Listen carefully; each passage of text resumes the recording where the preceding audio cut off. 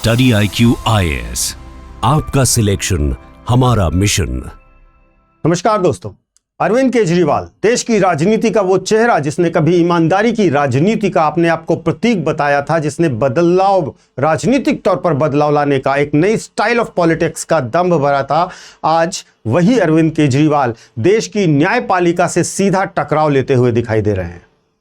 इन्होंने प्रधानमंत्री से टकराव लिया, इन्होंने मुख्यमंत्रियों से टकराव लिया, इन्होंने दिल्ली की पूर्व मुख्यमंत्री से टकराव लिया, लेकिन अब यह टकराव इन्हें अब भारी पड़ने वाला है। क्यों?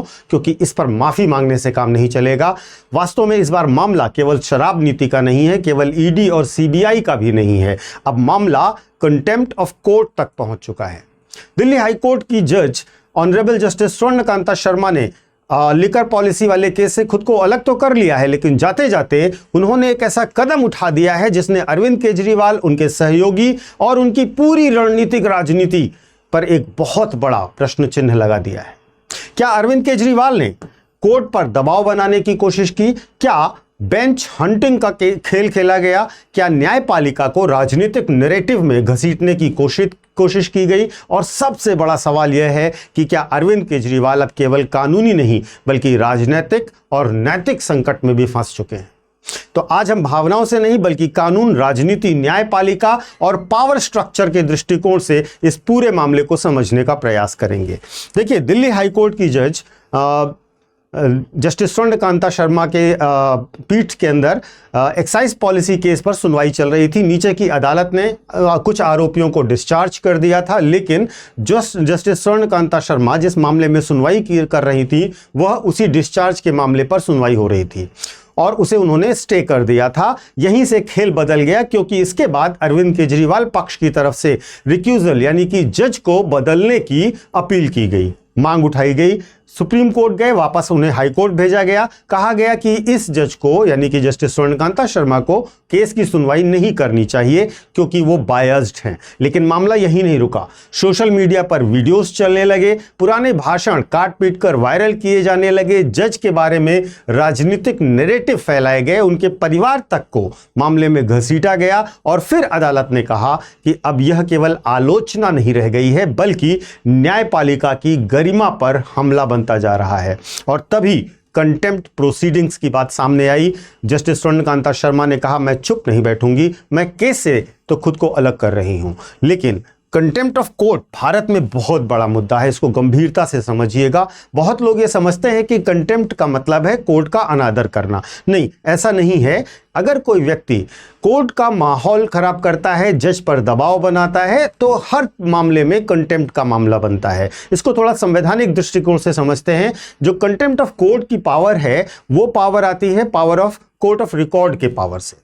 और हमारे यहाँ दो प्रकार के कंटेम्प्ट का मामला होता है, एक सिविल कंटेम्प्ट यानी कि दीवानी कंटेम्प्ट और दूसरा होता है क्रिमिनल कंटेम्प्ट। सिविल कंटेम्प्ट का मतलब होता है कि आप न्याय के जो जज के आदेश हैं, जो कोर्ट के आदेश हैं, उनकी जानबूझकर अवहेलना करते हैं तो सिविल कंटेम्प्ट का मामला बनता है। लेकिन अगर आप न्याय के डिलीवरी में बाधा उत्पन्न करते हैं, आप जज को डराते हैं, जज पर दबाव बनाते हैं, वकील पर दबाव बनाते हैं, कोर्ट का काम नहीं होने देते हैं, तो क्रिमिनल कंटेम्प्ट का मामला चलता है, जो कि बहुत गंभीर मामला होता है। और यही क्रिमिनल कंटेम्प्ट का मामला अब अरविंद केजरीवाल पर इनिशिएट किया जा रहा है, क्योंकि न्यायपालिका केवल एक इमारत नहीं होती है, वो राज्य की तीसरी और सबसे महत्वपूर्ण संवैधानिक शक्ति होती है। देखिए, भारत में राज व्यवस्था के 3 स्तंभ हैं, लेजिस्लेचर, एग्जीक्यूटिव और जुडिशरी। अगर जुडिशरी पर अविश्वास फैलाया जा रहा है तो लोकतंत्र की रीढ़ की हड्डी भी टूटने लगती है। अब यहां पर एक और शब्द जो मैंने अभी शुरुआत में आपसे बोला, बेंच हंटिंग। बेंच हंटिंग को भी समझिएगा। अगर कोई किसी पार्टी को यह लगता है कि कोई जज उसके पक्ष में फैसला नहीं देगा तो वो ऐसा माहौल बनाने लगता है जिससे जज को बदल दिया जाए, यानी कि वो जज को बदलवाने की कोशिश करता है। भारतीय न्यायपालिका बेंच हंटिंग को बहुत ही गंभीरता से देखती है। अगर यह ट्रेंड बन गया तो कल हर बड़ा नेता, हर बड़ी कॉरपोरेट कंपनी, हर माफिया अपने हिसाब से जज मांगने लगेगा और फिर अदालतें न्याय का स्थान नहीं रह जाएंगी बल्कि राजनीतिक बार्गेनिंग का एक बड़ा सेंटर बनकर उभरेंगी। इसीलिए जस्टिस स्वर्णकांता शर्मा ने रिक्यूजल तो दे दिया, लेकिन साथ ही यह भी स्पष्ट किया कि न्यायपालिका को बदनाम करने की कोशिश की जा रही है और यह कोशिश कतई स्वीकार नहीं की जाएगी। अब इसका राजनीतिक एंगल भी एक बार देखिएगा। अरविंद केजरीवाल की पूरी राजनीति एक मॉडल पर बेस्ड है और वह है सिस्टम अगेंस्ट मी, और वे हमेशा अपने आप को एक पीड़ित व्यक्ति की तरह दिखाते हैं। जैसे कि सबसे पहले उन्होंने कहा कांग्रेस भ्रष्ट थी, शीला दीक्षित पर बहुत गंभीर और व्यक्तिगत आरोप लगाए। मुख्यमंत्री बने रहे वे 10 साल से ज्यादा, लेकिन उन्होंने कभी एक जांच तक इनिशिएट नहीं करी शीला दीक्षित के खिलाफ। फिर इन्होंने कहा बीजेपी तानाशाह है, फिर इन्होंने कहा ईडी और सीबीआई भ्रष्ट हैं, पिंजरे के तोते हैं, मेरे ऊपर टारगेट कर रहे हैं, और अब फाइनली न्यायपालिका।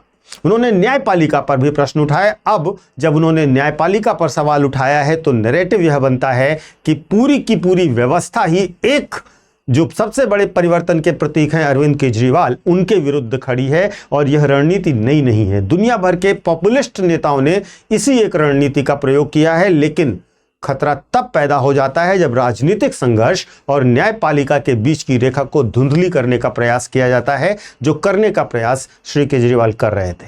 सबसे बड़ा सवाल यह है कि अगर कोर्ट भी बायस है तो न्याय कहां मिलेगा। देखिए, मामला यह बहुत गंभीर हो जाता है अगर कोई यह नेता यह नैरेटिव स्थापित करने में सफल हो जाता है कि सरकार गलत है, जांच एजेंसियां गलत हैं, मीडिया बिका हुआ है और अदालतें पक्षपाती हो गई हैं, वे सरकार की ही तरफ से बोलती हैं, तो फिर लोकतंत्र में जनता का भरोसा खत्म हो जाएगा। वह किस पर भरोसा कर पाएगी। यही कारण है कि कंटेम्प्ट के कानून बनाए गए ताकि आलोचना और संस्थागत हमले के बीच में एक सीमा रेखा बनी रहे। आप आलोचना तो करें लेकिन संस्थागत अवमानना ना करें। अब प्रश्न यह भी उठता है कि क्या जज की आलोचना नहीं कर सकते हम। देखिए, बिल्कुल आप कर सकते हैं जज की आलोचना। भारत में न्यायपालिका आलोचना से ऊपर नहीं है, लेकिन अंतर होता है वैधानिक क्रिटिसिज्म में, लीगल क्रिटिसिज्म में और ऑर्गेनाइज्ड इंटिमिडेशन कैंपेन में, जो कि किया जा रहा था। अगर कोई व्यक्ति फैसले से असहमत है तो उसके लिए पूरी अपील की एक लंबी चौड़ी व्यवस्था है। आपने केजरीवाल के मेरे पिछले वीडियो में देखा होगा, मैंने बताया था कि अगर ये जज स्वर्णकांता शर्मा उनके विरुद्ध निर्णय दे भी देती तो भी उनके पास अपील के कई सारे ऑप्शंस अवेलेबल थे, लेकिन उन्होंने वे नहीं चुने। आप डिवीजन बेंच में जा सकते हैं, आप सुप्रीम कोर्ट में जा सकते हैं, लेकिन अगर अदालत के बाहर आप नैरेटिव बनाएं और दबाव बनाने की कोशिश करने लगे तो न्यायपालिका इसे निश्चित तौर पर अलग नजरिए से देखती है। अब आगे होगा क्या, यह जानना भी जरूरी है। यह भी आपके मन में प्रश्न होगा। तो अगर कंटेम्प्ट प्रोसीडिंग्स गंभीर दिशा में आगे बढ़ती हैं तो यह केवल कानूनी लड़ाई नहीं रह जाएगी, यह भारत की राजनीति बनाम न्यायपालिका का एक बड़ा टकराव बनकर के सामने आ सकता है। और अगर अदालत सख्त रुख अपनाती है तो इसका असर केवल अरविंद केजरीवाल तक सीमित नहीं रहेगा। पूरी राजनीतिक क्लास को एक स्ट्रिक्ट मैसेजिंग हो जाएगी कि जुडिशरी को पॉलिटिकल बैटलफील्ड आप नहीं बना सकते, किसी भी हालात में नहीं बना सकते। तो देखिए दोस्तों कि लोकतंत्र में अगर हम बात करें तो लोकतंत्र में विपक्ष बहुत महत्वपूर्ण है, विपक्ष होना ही चाहिए।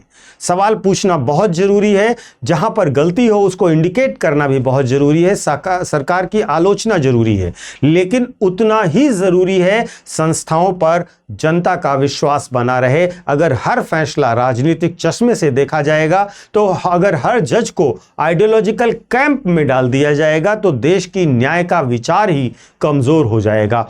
इस प्रकार आज का सवाल केवल अरविंद केजरीवाल का नहीं रह जाता, बल्कि सवाल यह है कि क्या भारत में राजनीति अब अदालतों का चुनावी अखाड़ा बन चुकी है या बना दी गई है। और अगर ऐसा हुआ तो आगे आने वाले समय में इसका असर केवल किसी एक नेता पर नहीं बल्कि पूरे के पूरे लोकतंत्र पर दिखाई देगा।